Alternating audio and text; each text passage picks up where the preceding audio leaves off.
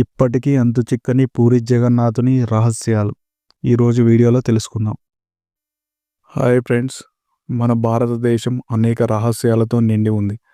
మన దేశ సంస్కృతి ఎంతో పురాతనమైనదో ఇక్కడి ఆలయాలు కూడా అంతే పురాతనమైనవి. వేలాది సంవత్సరాలుగా ఈ ఆలయాలు అనేక రహస్యాలని తనలో దాచుకున్నాయి. ఈ ఆలయాల రహస్యాలు శాస్త్రవేత్తలు, సామాన్య ప్రజల చర్చలలో నిత్యం ఉంటూనే ఉన్నాయి. ఈరోజు ఈ వీడియోలో అలాంటి ఆలయాల రహస్యాలను గురించి చెప్పబోతున్నాం. ఈ రహస్యాల గురించి వింటే మీరు కూడా ఆశ్చర్యపోతారు. హిందూ మతంలో 4 పుణ్యక్షేత్రాలను దర్శించడం చాలా పవిత్రమైనదిగా భావిస్తారు. ఈరోజు ఆ 4 ఆలయాల్లో ఒకటైన ఒరిస్సా తీరాన ఉన్న పూరి జగన్నాథుని ఈ ఆలయంలో ఉన్న రహస్యాల గురించి మాట్లాడుకుందాం. విష్ణుమూర్తి అవతారమైన శ్రీకృష్ణుడి కోసం నిర్మించిన మందిరం ఇది. 800 సంవత్సరాల పురాతనమైన ఈ ఆలయాన్ని దర్శించడం కోసం ప్రతి సంవత్సరం లక్షలాది మంది భక్తులు వస్తుంటారు. దేశ విదేశాల నుంచి కూడా ఈ ఆలయాన్ని చూడడానికి భక్తులు వస్తుంటారు. ఈరోజు ఈ ఆలయానికి సంబంధించిన అనేక రహస్యాల గురించి తెలుసుకుందాం. ఈ ఆలయానికి సంబంధించిన నిజాలు ఇప్పటి వరకు చాలా మందికి తెలియవు. ఆలయంలో సముద్ర ఘోష వినిపించదు. ఈ ఆలయం సముద్రం ఒడ్డున ఉన్నది, కానీ ఆలయంలో కూర్చుంటే సముద్రపు అలల శబ్దం వినిపించదు. ఆలయం నుండి ఒక్క అడుగు బయట పెట్టిన వెంటనే అలల శబ్దం వినిపిస్తుంది. ఇది చాలా ఆశ్చర్యానికి కలిగించే విషయం. ఈ ఆలయంలో ప్రతి మూల ఒక రహస్యం దాగి ఉంటుంది. ఆలయంలో ఎప్పుడు ప్రసాదం కొరత ఉండదు. ఈ ఆలయానికి రోజు ఎంతమంది భక్తులు వచ్చినా సరే ప్రసాదానికి మాత్రం ఏమాత్రం తరుగు ఉండదు. ఎప్పుడు సమృద్ధిగా ప్రసాద వితరణ జరుగుతూ ఉంటుంది. ఏడాదికి సరిపడ సరుకులు సిద్ధంగా ఉంటాయి. జగన్నాథుని ఆశీస్సులతోనే ఇక్కడికి వచ్చే భక్తులకు, లక్షలాది మంది భక్తులకు కడుపు నిండా భోజనం పెట్టడం సాధ్యమవుతుందని నమ్ముతారు. ఆలయంలో ఉండే ప్రసాదం ఎప్పుడు తక్కువ పరిమాణంలో ఉండదు. దీని వెనుక కూడా ఒక రహస్యం దాగి ఉన్నది. ఈ ఆలయం వంటగది కూడా అందరినీ ఆశ్చర్యానికి గురి చేస్తుంది. ఆలయానికి వచ్చే భక్తులు ఉండే ప్రసాదం కోసం ఒక దాని మీద ఒకటి పెట్టి 7 గిన్నెలు వండుతారు. ఆశ్చర్యకరమైన విషయం ఏమిటంటే పైన పెట్టిన గిన్నెలో ప్రసాదం అన్నిటికంటే ముందు, ఆ తర్వాత క్రింద పేర్చిన గిన్నెలో అన్నం ఒకదాని తర్వాత ఒకటి తయారవుతుంది. భక్తులకు ఎప్పుడు తరగకుండా ఇక్కడ ఎప్పుడు ప్రసాదాలు వండుతూ ఉంటారు. వేల మంది వచ్చినా సరిపోతుంది, లక్షల మంది వచ్చినా సరిపోతుంది. అందరికీ ప్రసాదం తప్పకుండా ఉంటుంది. జగన్నాథునికి ప్రసాదం పెట్టే ఆహార పదార్థాలన్నీ వండడం కోసం ఇక్కడ 500 పొయ్యిలు వెలుగుతూనే ఉంటాయి. దీనికోసం ప్రత్యేకంగా 300 మంది సహాయకులుగా ఉంటారు. మొత్తం 800 మంది మహాప్రసాదాన్ని తయారు చేసే పనిలో ఉంటారు. ఆలయాల తలుపులు మూసేటప్పుడు ప్రసాదం కూడా అయిపోతుంది. అప్పటి వరకు ప్రతి ఒక్కరికి ప్రసాద వితరణ జరుగుతూనే ఉంటుంది. జగన్నాథ ఆలయంలో అనేక వింతలు, విశేషాలు జరుగుతూనే ఉంటాయి. వీటికి సమాధానం ఎవరి దగ్గర లేదు. శ్రీకృష్ణుడు ఇప్పటికీ ఇక్కడే కొలువై ఉన్నాడని నమ్ముతారు. పురాతన కాలం నుండి ప్రజలకు ఆరాధ్య దైవం ఇక్కడి విష్ణుమూర్తి అవతారం. ఇతర ఆలయాల కన్నా కొంచెం భిన్నంగా కనిపిస్తుంది. పూరి జగన్నాథ ఆలయాన్ని ఒక అద్భుతంగా చెప్పవచ్చు.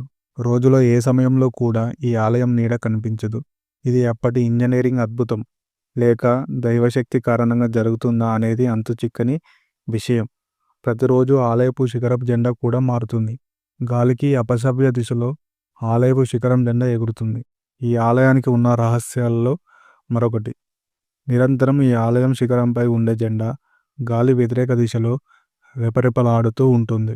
సహజంగా ఉదయపు పూట సముద్రపు గాలులు అన్నీ తీరానికి చేరుతాయి. సాయంత్రం సమయంలో గాలులన్నీ సముద్రం వైపు వీస్తుంటాయి.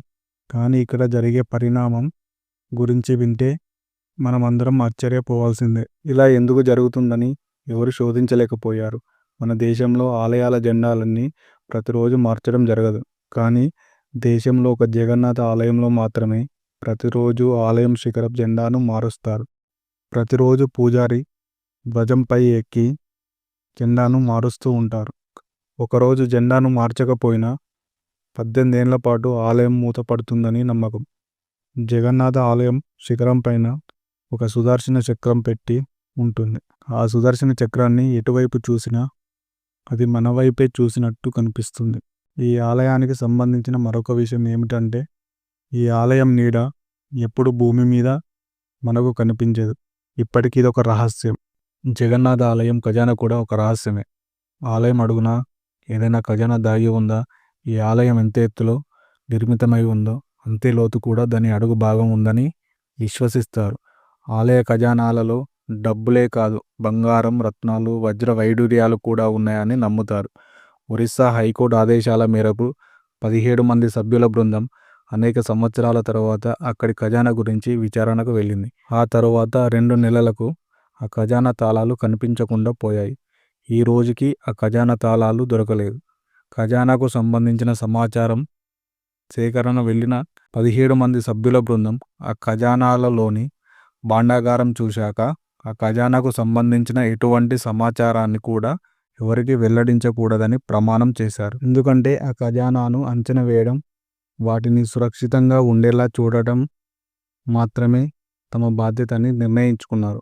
అందుకే ఈ ఖజానాను ముట్టుకోవడానికి ఎవరికి అనుమతించలేదు. 2011లో జరిగిన సంఘటన ఆధారంగా పెట్టె నిండా 100 కోట్లకు పై విలువ చేసే వెండి ఇటుకలు కనిపించాయి అని వార్తలు వినిపించాయి. అందుకే ఇక అప్పటి నుంచి ఈ ఆలయ ఖజానాలు భారీ మొత్తంలో ఆభరణాలు దాచిపెట్టారని నమ్మకం, విశ్వాసం మరింత పెరిగింది. 7వ శతాబ్దంలో ఈ మందిర నిర్మాణం జరిగింది. జగన్నాథ ఆలయం 3 సార్లు పడిపోయింది. 1174 సంవత్సరంలో అన్నాంగ భీమ్దేవ్ ఈ ఆలయాన్ని పునర్నిర్మించాడు. ఈ మొత్తం దేవాలయమే రహస్యాలతో నిండిపోయి ఉంటుంది. దీని నిర్మాణం వెనుక కూడా ఒక రహస్యం దాగి ఉంది. రాజా ఇంద్రదేవ్ మాన్ మాల్వా దేశపు రాజుగా ఉండేవాడు. మాల్వా దేశపు రాజు అయిన ఇంద్రదేవ్ మాన్కు కలలో జగన్నాథుడు కనిపించి, నీలాంచల పర్వతకు ఒక గుహలో నా విగ్రహం ఒకటి ఉంది, దాన్ని నీలమాధవుడు అని అంటారు. ఒక ఆలయాన్ని నిర్మించి ఆలయంలో ఈ విగ్రహాన్ని పెట్టాలని చెప్పాడు. వెంటనే ఆ రాజు తన సైన్యాన్ని నీలాంచల పర్వతాన్ని వెతికేందుకు పంపించాడు. అప్పటికీ అక్కడ స్థానికులు నీలమాధవుడిని పూజిస్తూ ఉండేవారు. కానీ సైనికులు మాత్రం విగ్రహాన్ని దొంగలించి వచ్చి రాజుకు ఇస్తారు. విగ్రహం చోరీకి గురవడంతో నీలమాధవుడు చాలా దుఃఖపడతాడు. తిరిగి అదే గుహలోకి వెళ్ళిపోతాడు. కానీ వెళ్లే ముందు రాజుగారికి ఒక మాట ఇచ్చి వెళ్ళిపోతాడు. ఏదో ఒక రోజు తప్పకుండా నీ దగ్గరికి వస్తాను అని చెబుతాడు. అందుకు తన కోసం విశాల మందిరం నిర్మించి పెట్టాలని చెబుతాడు. రాజుగారు విశాల మందిరం నిర్మించి భగవంతుణ్ణి రమ్మని పిలుస్తాడు. అప్పుడు భగవంతుడు నా విగ్రహాన్ని తయారు చేయడానికి సముద్రంలో తేలుతూ ఉండే ఒక కట్టెను తీసుకురమ్మంటాడు. అలా ఒక కట్టె సముద్రంలో తేలుతూ రావడం కనిపిస్తుంది. ఆ కట్టెను తీసుకురావడానికి ఎంత ప్రయత్నించినా దాన్ని తీసుకురాలేకపోతారు. అప్పుడు ఆ రాజు విశ్వావసు సహకారం తీసుకుంటాడు. విశ్వావసు తన శక్తితో కట్టెను రాజ్యభవనముకు చేరుస్తాడు. ఇక ఆ కట్టెతో దేవుడిని ప్రతిమను తయారు చేయాలి. రాజభవనంలో పనిచేసే అనేక మంది కళాకారులు ఎంతో ప్రయత్నించినా కూడా ఆ కట్టెను ఒక్కసారి కూడా చెక్కలేకపోతారు. విగ్రహ నిర్మాత విశ్వకర్మ ముసలి వ్యక్తి రూపంలో రాజు దగ్గరికి వెళుతాడు. ఆలయాన్ని మూసివేసి విగ్రహాన్ని తయారు చేస్తానని, ఆ సమయంలో ఎవ్వరు కూడా లోనికి రాకూడదని, ఏ కారణం చేతనైనా తలుపు తీస్తే విగ్రహం తయారు ఆగిపోతుందని షరతు పెడతాడు. రాజు కూడా షరతుకు అంగీకరిస్తాడు. రాజు తలుపు బయటకు మాత్రమే నిలబడి విగ్రహ పనులన్నీ చూసుకునేవాడు. ఒకరోజు మూసి ఉన్న తలుపు లోపల విగ్రహ తయారీ అవుతుందా లేదా అని విగ్రహ తయారీ శబ్దం వింటాడు. అయితే రాజుకి లోపల నుండి ఏ శబ్దం వినిపించదు. విశ్వకర్మ పని ఆపేశాడని భావిస్తాడు రాజు. అప్పుడు రాజు తలుపు తెరిచి చూస్తాడు. పనులు పూర్తి కాకుండానే తలుపులు తెరవడంతో అక్కడి నుంచి విశ్వకర్మ మాయమవుతాడు. విగ్రహాన్ని ఇలాగే ఆలయంలో ప్రతిష్ఠించమని ఒక దివ్య స్వరం వినిపించింది. అప్పటి నుంచి జగన్నాథ, బలభద్ర, సుభద్ర విగ్రహాలు అసంపూర్తిగా మిగిలిపోతాయి. ఇప్పటి వరకు ఒకే రూపంలో ఉన్న విగ్రహాలకు పూజలు చేస్తూ ఉన్నారు. హిందూ మతంలో విరిగిన లేదా అసంపూర్ణమైన విగ్రహాన్ని పూజించడం అశుభంగా పరిగణిస్తారు. అయితే అసంపూర్ణమైన విగ్రహాలను పూరిలోని జగన్నాథ ఆలయంలో మాత్రమే పూజిస్తారు. ఈ వీడియో నచ్చినట్లయితే లైక్ చేయండి, షేర్ చేయండి. మరిన్ని వీడియోల కోసం మన ఛానల్ని సబ్స్క్రైబ్ చేసుకోండి.